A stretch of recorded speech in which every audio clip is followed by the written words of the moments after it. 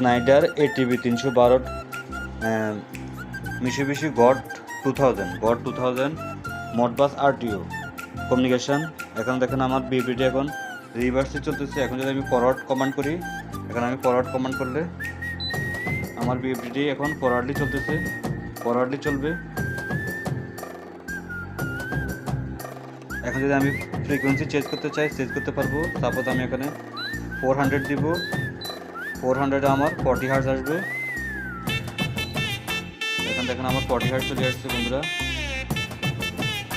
মডবাস RTU RS485 communication only Mitsubishi HMI 2 Schneider ATV 312 ডিএফডি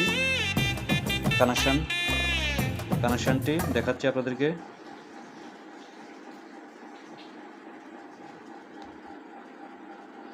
তো বন্ধুরা, এই ভিডিওটি সম্পূর্ণ দেখতে হলে আপনারা ইউটিউবে আপনারা ভিজিট করতে পারেন। বন্ধুরা, ধৈর্য সহকারে দেখার জন্য ধন্যবাদ। বন্ধুরা, ভালো থাকুন। আল্লাহ হাফেজ।